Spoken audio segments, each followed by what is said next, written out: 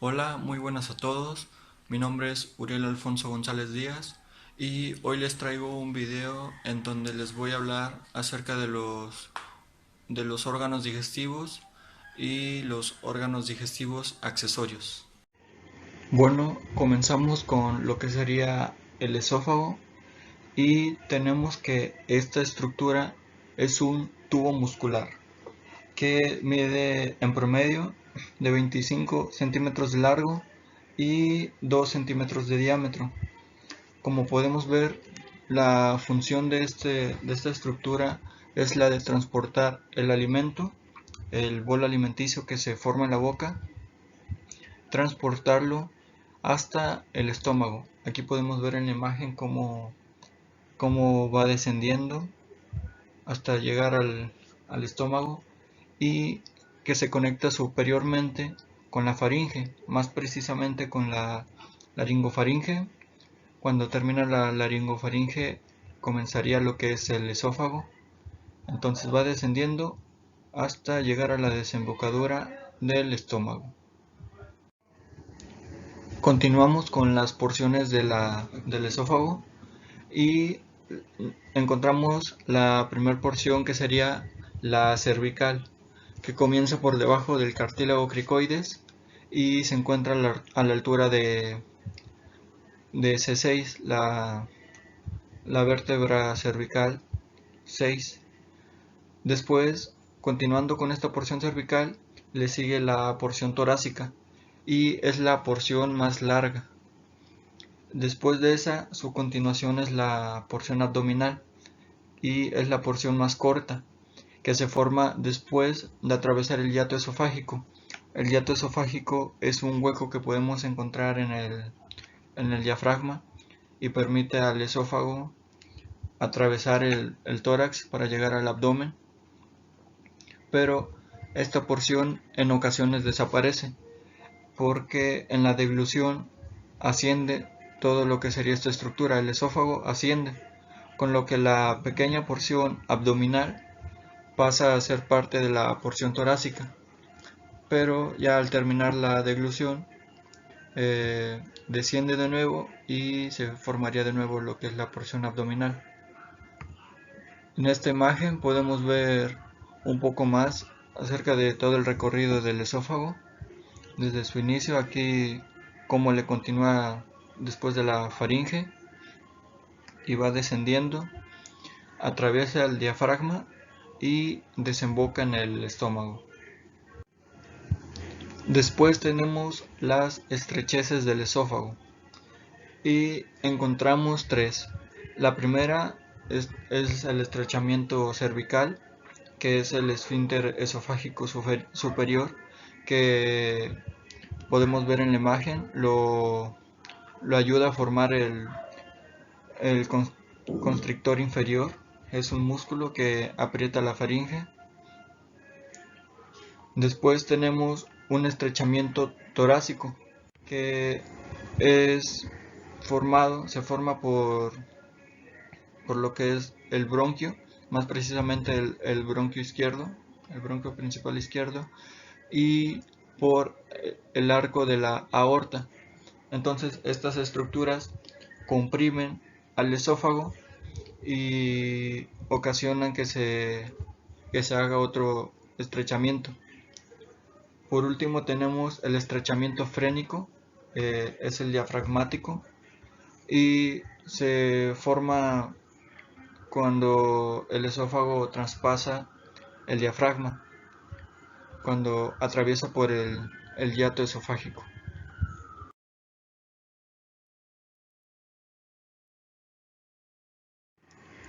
Continuamos por último con la irrigación de la porción abdominal del esófago.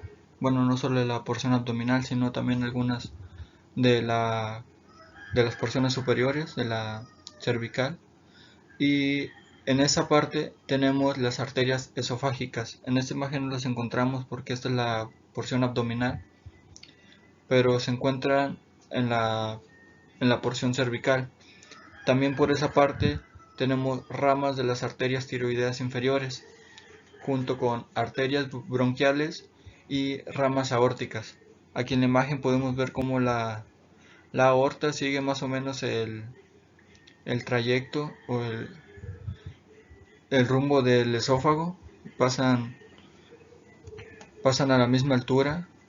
El esófago está por enfrente de la aorta y entonces la aorta le brinda unas ramas.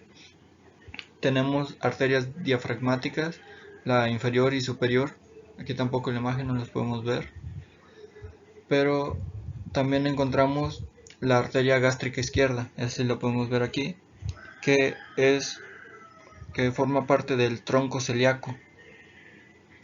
Y por último está la arteria frénica inferior izquierda, la podemos ver aquí, que también es rama del tronco celíaco.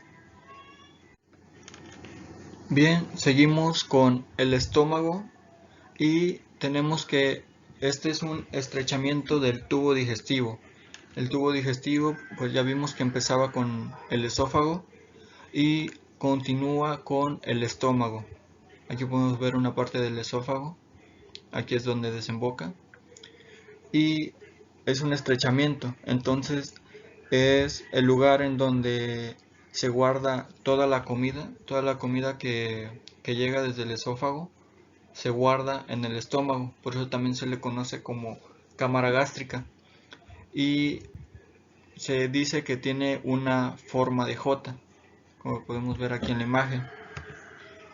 El estómago lo podemos encontrar en la zona del epigastrio, pero algunas veces llega a estar en la región umbilical, en el mesogastrio, y un poco en la región hipocondríaca izquierda, en el hipocondrio izquierdo.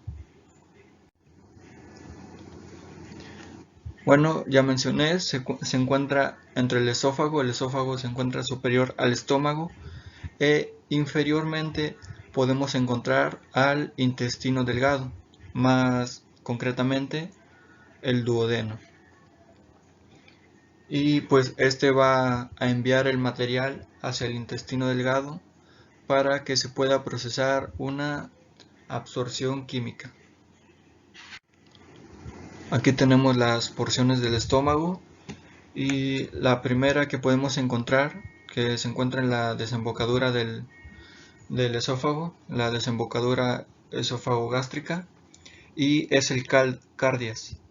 El cardias es la entrada hacia el estómago. Superiormente encontramos el fundus o fondo del estómago. Luego tenemos el cuerpo del estómago, es la porción más grande.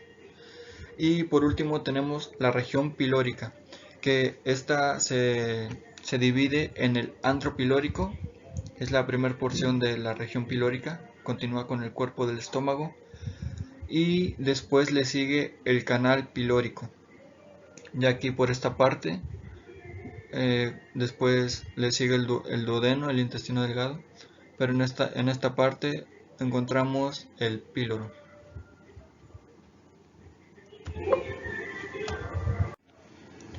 Bien, en su irrigación tenemos que se origina del tronco celíaco y de sus ramas. Tenemos las arterias gástricas cortas, las podemos ver aquí, junto con la arteria gástrica posterior, aquí está, nos irriga lo que sería la parte superior del estómago, nos irriga el fundus y la parte superior del cuerpo del estómago. También tenemos las arterias gástricas izquierdas y derecha, ahí las podemos ver aquí, y estas nos irrigarían lo que sería la curvatura menor del estómago. Y tenemos las arterias gastromentales, la izquierda y la derecha, aquí la podemos ver, la izquierda y la derecha, que nos irrigarían la curvatura mayor del estómago. Seguimos con la continuación del tubo digestivo y nos encontramos con el intestino delgado. Este es un tubo largo en donde se produce la mayor absorción de los nutrientes mediante la absorción química. Esta comienza en el esfínter pilórico del estómago, que está después del píloro, en el píloro, y termina en la unión iliocecal, que es la unión que se encuentra entre el ilion y el ciego del intestino grueso. Seguimos con las porciones del intestino delgado y en primer lugar, ya lo habíamos mencionado, tenemos al duodeno. Esta es la continuación del estómago después del conducto pilórico. Después le continúa con el yeyuno y por último tenemos al ilion, que este ya termina por unirse al ciego del intestino grueso. Y también tenemos la división del duodeno. El duodeno tiene una división y tenemos su porción superior, es la parte de arriba, la que continúa después del estómago. Después está la porción descendente y aquí podemos encontrar las ampollas, la mayor y la menor. De ellas hablaremos más adelante. Le continúa la porción inferior y por último la porción ascendente. Después tenemos la curvatura que ya se conecta con lo que sería el yeyuno. En la irrigación del duodeno tenemos por parte del tronco celíaco y también de la arteria mesentérica superior. Primero, las ramas del tronco celíaco, tenemos la arteria gastroduodenal, la podemos ver aquí, que nos irriga la primera porción, la parte superior del duodeno. Tenemos la arteria pancreatoduodenal superior, la podemos encontrar aquí. Aquí sería lo que es estaría lo que es el páncreas, por eso se llama arteria pancreatoduodenal. Conecta al duodeno y el páncreas. Y por último la arteria supraduodenal, que también nos irriga la parte superior del duodeno. Después, por parte de la arteria mesentérica superior, tenemos la arteria pancreatoduodenal inferior, pero aquí en esta imagen ya no la alcanzamos a observar. Y tenemos después la irrigación del yeyuno e ilion. Son por parte de la arteria mesentérica superior y tenemos las arterias yeyunales y las arterias iliales. Aquí podemos ver las arterias iliales y las yeyunales están de este lado. Aquí el intestino delgado se encuentra despegado de lo que sería la pared y podemos ver cómo irrigan las arterias yeyunales e iliales en la parte posterior. Seguimos con el intestino grueso, que es la continuación del intestino delgado. Es la porción terminal del tracto gastrointestinal y mide en promedio 1.5 metros de largo con 6.5 centímetros de diámetro. Como vemos, el diámetro es más de 3 veces el del intestino delgado y este se comienza después del ilion, en la unión iliocecal, la unión del ilio con el ciego.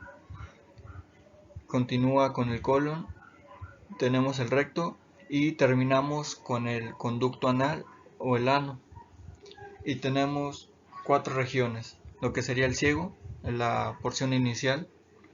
Tenemos el colon, es todo esto, y el recto, desde la porción terminal, y por último el conducto anal. Tenemos aquí las divisiones del colon. Tenemos primero la porción ascendente, tomando en cuenta que se inicia en esta parte, ya que aquí se desemboca el intestino delgado. Esta sería nuestra porción ascendente. Después le continúa la porción transversa, el colon transverso, seguido del colon descendente.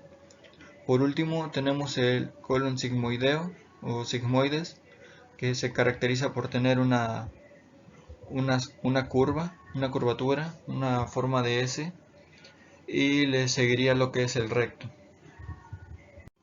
Continuamos con su irrigación, la irrigación del intestino grueso, que proviene de la arteria mesentérica superior. La podemos ver aquí, sería esta, y proviene de sus ramas, que primero tenemos la arteria apendicular, la podemos encontrar aquí, y la arteria iliocólica está de este lado.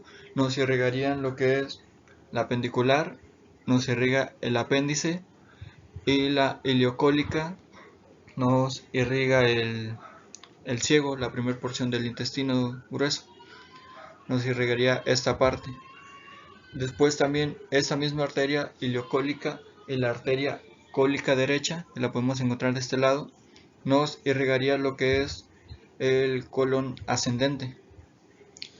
Continuando, tenemos la arteria cólica media, la arteria cólica izquierda, esa la tenemos de este lado, junto con la arteria marginal, que se forma de la unión de estas, de la arteria cólica izquierda, de la arteria cólica media o intermedia y la arteria cólica derecha. Se forma la arteria marginal y nos irrigaría lo que es el colon transverso. Además, también la arteria cólica izquierda y la arteria marginal nos irrigaría lo que es el colon descendente.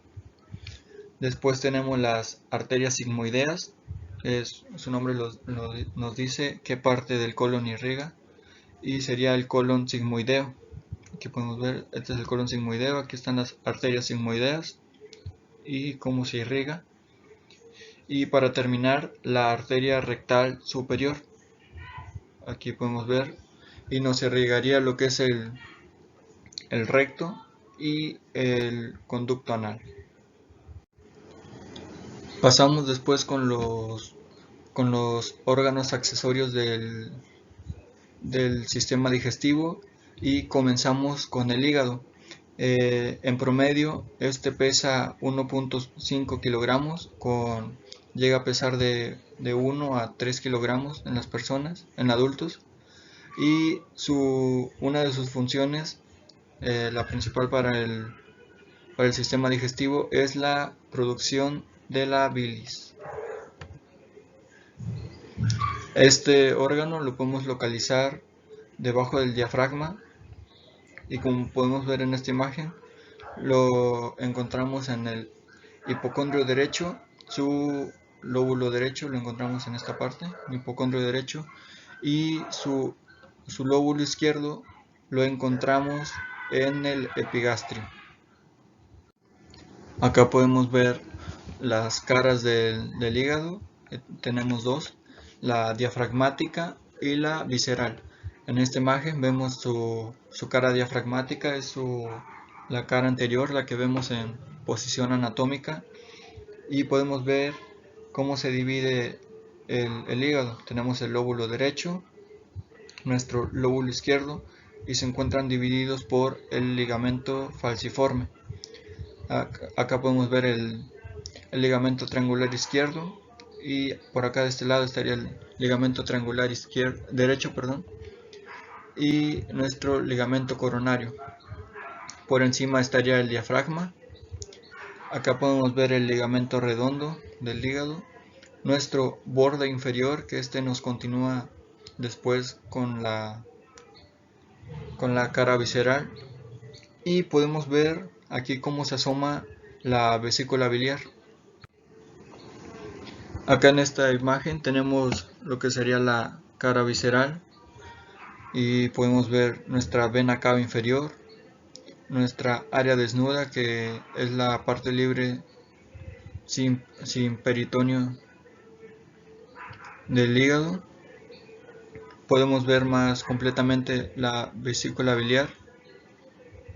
Tenemos nuestro lóbulo cuadrado y por acá estaría nuestro lóbulo caudado. Por último tenemos su irrigación, que el mayor aporte de sangre proviene de la vena porta hepática. Aquí la podemos ver en esta imagen, entra por debajo, por su cara visceral, que le aportaría al hígado alrededor del 75 y 80% de su sangre. También nos llegaría por parte de la arteria hepática propia alrededor del 20 y el 25% de sangre. Seguimos con la vesícula biliar, que este es un pequeño saco músculo fibroso que su función es la de almacenar la bilis que se produce en el hígado. Su localización ya la habíamos estado viendo, está por debajo del hígado. Aquí podemos ver las porciones de la vesícula biliar y comenzamos con el fondo, que es la porción final. Sigue con el cuerpo y por último tenemos el cuello.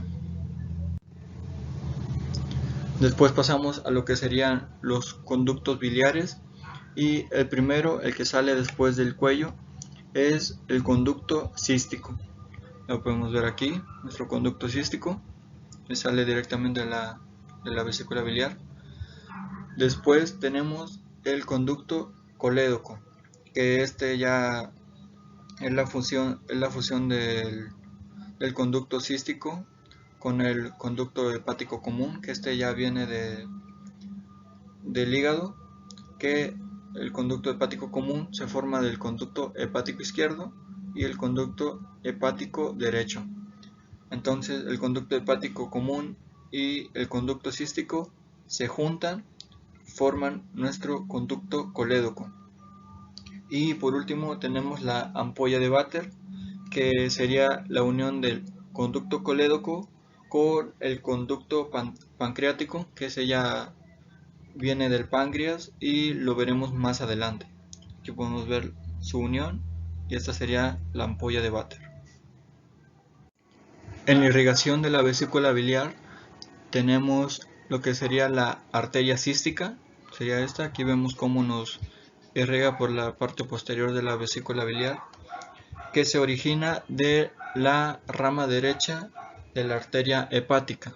Esta sería la rama derecha y proviene de la arteria hepática propia, sería esta parte, que se origina de la arteria hepática común, sería hasta acá, y la arteria hepática común se origina del tronco celíaco, y ya por último el tronco celíaco se origina de la aorta abdominal. Por último tenemos al páncreas, que es otro de nuestros órganos digestivos accesorios, y este órgano es retroperitoneal. ¿Qué significa esto? Que se encuentra por detrás del peritoneo parietal. El peritoneo parietal es una pequeña capa delgada que cubre toda la pared abdominal, y entonces el páncreas se encuentra por detrás de esa lámina. Tenemos que su longitud varía de entre los 12 a los 15 centímetros y de ancho mide aproximadamente 2.5 centímetros y se sitúa por detrás de la curvatura mayor del estómago. Aquí podemos ver, este es el páncreas y se sitúa, está de un lado del duodeno y por la curvatura mayor del estómago. Aquí podemos ver sus porciones, las porciones del páncreas. Tenemos la cabeza, sería esta. Tenemos el cuello, aunque en algunas partes esta región, esta porción no la menciona. Seguiría el cuerpo y por último tenemos la cola. Y acá por debajo de la cabeza tendríamos lo que es el proceso unciforme. Aquí tenemos los conductos del páncreas, tenemos el conducto pancreático, es este, hablábamos de él anteriormente, cuando hablábamos de la vesícula biliar. Este conducto pancreático se fusiona con lo que es el colédoco y nos forman la ampolla de Vater y nos formaría la ampolla mayor que desemboca en el duodeno en su porción descendente. Después tenemos también el conducto accesorio del páncreas, que es esta pequeña parte que lo podemos ver por detrás, y de igual forma desemboca en esta segunda porción del duodeno, en la porción descendente, y nos formaría lo que es la ampolla menor. Por parte de su irrigación tenemos ramas de la arteria esplénica. Aquí tenemos la arteria esplénica y esta nos brindaría unas ramas para irrigar lo que es la cabeza del páncreas. También tendríamos ramas pancreáticas y algunas arcadas localizadas anterior y posteriormente que irrigan la cabeza del páncreas. Estarían por esta zona, pero en esta imagen no se ve. Y tenemos también, ramas de la arteria esplénica. Tenemos la arteria pancreática mayor. De este lado tendríamos las arterias pancreatoduodenales superiores, anterior y posterior, y las arterias pancreatoduodenal inferior, que se dividen en la anterior y posterior.